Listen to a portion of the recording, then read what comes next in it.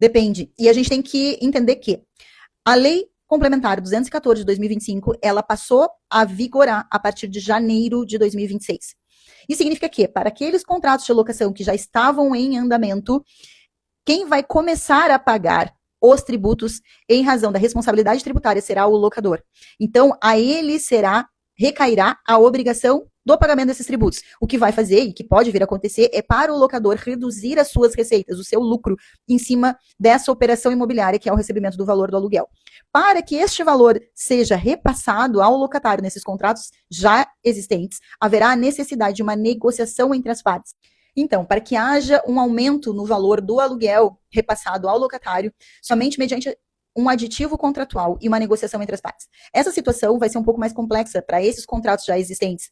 Por quê? Porque não há uma previsão contratual, em princípio, do repasse deste tributo para o locatário. O que normalmente existe e o que tem previsto na Lei 8245 são a responsabilidade, é o quê? É responsabilidade pelo pagamento dos impostos. E quando a gente fala em impostos e taxas previstas na Lei 8.245, nós falamos de impostos e taxas relativas ao imóvel, que nós chamamos de obrigações propter rem, ou seja, são aquelas inerentes ao imóvel.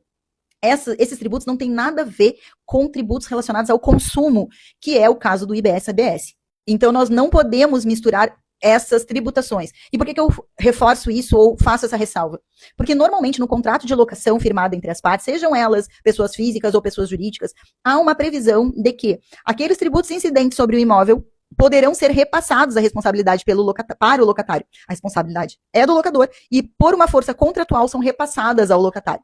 O fato de ter essa cláusula, ela não absorve a responsabilidade pelo pagamento do IBS e CBS em razão do surgimento dessa nova tributação. Porque, como eu disse, esses tributos, eles envolvem relação com o imóvel e não com o consumo, diferentemente da IBS e da CBS. Então, assim, para que haja um aumento ou um repasse desse custo ao locatário, haverá necessidade de negociar entre as partes.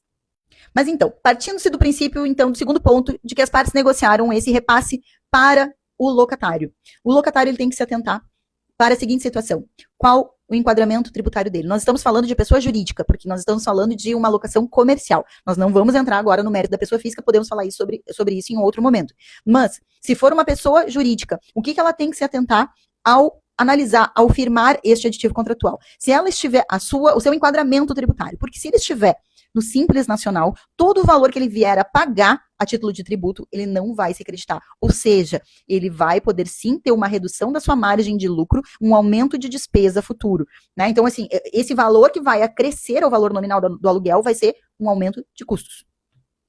Diferentemente, se o locatário estiver enquadrado no lucro presumido ou no lucro real, o que facilita um pouco mais essa negociação, porque ele vai poder se creditar daqueles valores que, porventura, ele vier a absorver como pagamento destes tributos. Né? Então, como o objetivo da instituição do IVA dual, que é composto pelo IBS-CBS, é realmente essa neutralidade, o que não foi repassado para a questão imobiliária, e isso é uma coisa muito mais complexa a se falar, mas, assim, é a possibilidade de créditos relativos àqueles valores em que se paga a título de impostos somente para aquelas pessoas jurídicas enquadradas no lucro presumido, que existe uma forma de cálculo nesse sentido, e para o lucro real elas vão poder, em princípio, se creditar.